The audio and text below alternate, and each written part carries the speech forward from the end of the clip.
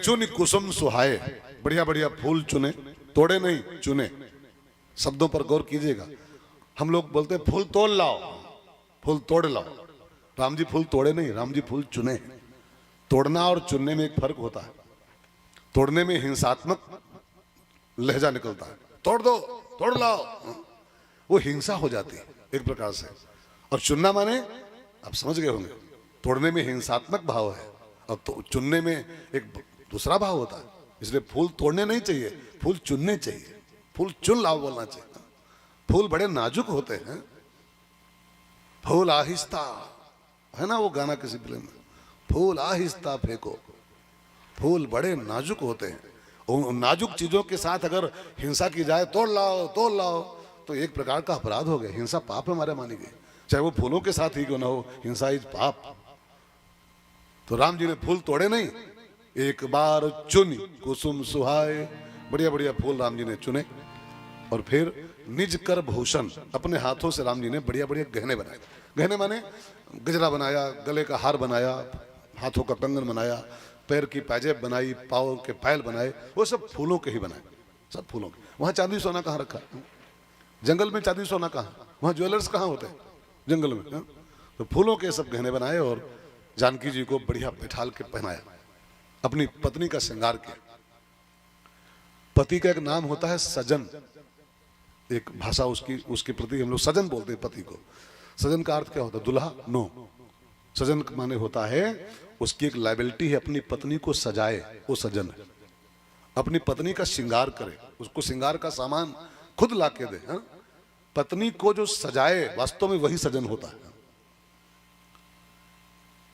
आजकल सजन बहुत कम बचे, हस्बैंड बहुत हो गए हैं।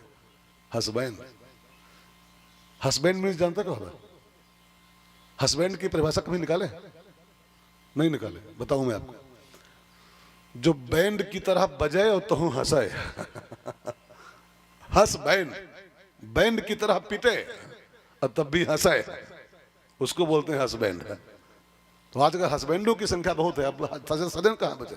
पत्नी का श्रृंगार करे, पत्नी को सजाए, उसका नाम सजन होता है।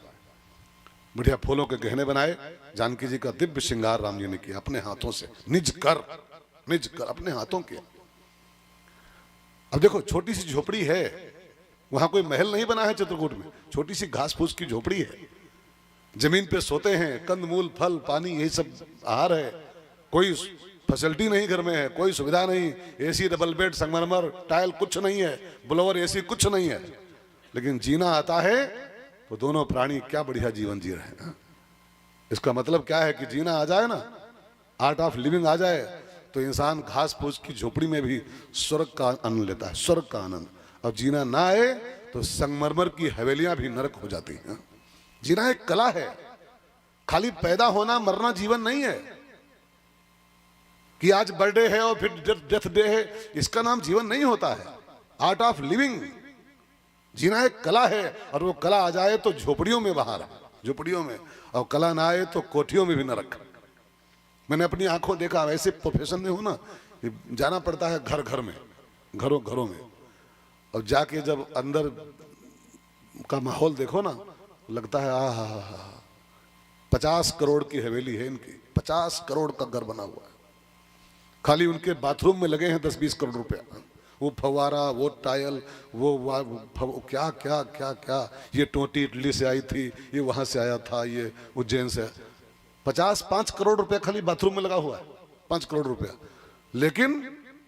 लेकिन जिंदगी देख लो तो जूतों दाल बढ़ती है, जूतों से। जीना ना आए तो 50 करोड़ की हवेली नरक है, और जीना आ जाए तो घास फूस की झोपड़ी भी स्वर्ग है। स्वर्ग, आर्ट ऑफ लिविंग होनी चाहिए हमारे पास। तो भाई राम जी को जीना आता है, जानकी झोपड़ी में रहते हैं, लेकिन क्या प्यार है आपस में, क्या प्यार है। मैंने एक सिद्धांत कहीं पढ़ा था, आपको सुना दूं लगे क्रम में। एक सिद्धांत है, अगर आप चाहते हो कि हमारा भी दाम्पत्य जीवन माने फैमिलियर लाइफ, मधुर एकदम बेस्ट फैमिलियर लाइफ हमारी हो, तो एक बहुत बढ़िया सिद्धांत है, उसको अपनाओ जीवन में। खाली सुनना मत, ये कहानियां नहीं है केवल, ये सब अपनाना पड़ता है। एक सिद्धांत है 4T सिद्धांत। लागू करो इसको अपनी फैमिली लाइफ में और देखो आपके यहाँ बाहर ना आ जाए तो कहना। 40 माने इसमें 4 टी हैं, इस 4 T for touch, T for time, T for talk और T for together. Touch, time, talk, together. अगर ये 40 सिद्धांत अपने घरों में हम लागू कर दें, अपने फैमिली में, तो बिल्कुल गारंटी है महात्माओं की कि आपका पारिवारिक जीवन जो है बिल्कुल स्वर्ग जैसा हो जाएगा। टच माने थोड़ा टच में रहा जाए। आजकल हमारा टच खत्म हो गया, इतने बिजी हो गए, इतने व्यस्त हो गए। पापा और बच्चों की भेंट हुई तो कितना समय हो जाता है, बच्चे और पापा मिल ही नहीं पाते कि पापा जब निकल रहे होते हैं 7 बजे, बच्चे सो रहे होते हैं, और पापा जब एंट्री कर रहे होते हैं 11 बजे, बच्चे फिर सो रहे होते हैं। तो सोते थे तो पापा चले गए थे, और सो गए तो पापा एंट्री किए। महीने पापा से मुलाकात नहीं होती, कोई टच नहीं, कोई टच नहीं। टच नहीं है इसलिए मामला बिगड़ रहा है सब। टच, टाइम, परिवार को टाइम भी चाहिए। परिवार खाली मनी नहीं चाहिए, टाइम भी चाहिए। कई लोग कहते हैं मनी नहीं होगी तो फिर time is money, money time खाक है, टाइम मनी खाक। कई लोगों की, मूर्ख लोगों की एक कहावत है, टाइम इज मनी। पैसा सब कुछ नहीं होता है जिंदगी में। कई पैसे वालों का नरक मचा पड़ा है, अरबों खरबों रखा है, नरक जैसा जीवन जी रहे हैं लोग, अरबों खरबों रखा हुआ। थोड़ा टाइम परिवार को चाहिए। कभी कभी समय निकाल के आपस में टी पार्टी रखो, कभी बच्चों के साथ बैठ के उनका होमवर्क चेक कर लो। इतना बिजी मत बनो कि आपका सब टाइम खाली पैसे के पीछे चला जाए। थोड़ा फैमिली के लिए टाइम निकालो, ठीक है। तीसरा शब्द है टाक। टाक माने बातचीत। ये भी बहुत बड़ा उपाय है पारिवारिक जीवन को मधुर करने का। आपसी टाक बंद नहीं होनी चाहिए। हम लोग क्या करते हैं ना कि जरा सा गुस्सा हुए कि बस टॉक बंद, और टॉक बंद तो कोई सॉल्यूशन फिर नहीं मिलेगा, क्योंकि बातचीत से ही समाधान निकलता है।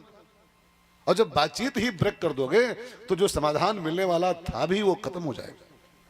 इसलिए लड़ाई भले कर लो, ठीक है, तो वो लड़ाई भी होनी चाहिए परिवार में। लड़ाई से भी ताजगी आती है।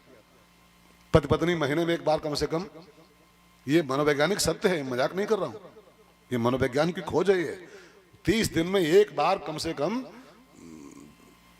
धमाल होना चाहिए थोड़ा सा। हाँ, बिल्कुल बना लो नियम, नियम बनाओ। जैसे ये सब करते हो, ऐसे महीने में एक दिन कोई बढ़िया प्रोग्राम बनाओ, प्री प्लान लड़ाई करो, प्री प्लान। लड़ जाओ आपस में फटाफट, मैंने हाथापाई मत करना है, बाकी लड़ जाओ तो आपके प्यार में ताजगी आ जाएगी। महीने में एक दिन लड़ाई होनी चाहिए, लड़ाई बात नहीं है, लेकिन टाक बंद नहीं होनी चाहिए, टाक। और चौथा अंतिम टी है टुगेदर। टुगेदर माने साथ साथ। कभी ऐसा प्रोग्राम बनाओ टुगेदर, कभी साथ साथ कोई पार्क में, कभी साथ साथ किसी टूर पर, कभी साथ साथ किसी तीर्थ में जाना चाहिए। इससे आपसी समरसता बढ़ती है। टुगेदर पना से आपसी सामंजस्य पैदा होता है। ये 4 टी अगर परिवार में उतार लो आप, टच, टाइम, टॉक, टुगेदर, बिल्कुल गारंटी है कि आपकी जो फैमिलियर लाइफ है बेस्ट हो जाएगी। ये आर्ट ऑफ लिविंग है, खाली कहानी नहीं है, आर्ट ऑफ लिविंग है। राम जी को आता है, सब ये झोपड़ी में रह रहे हैं और क्या प्यारा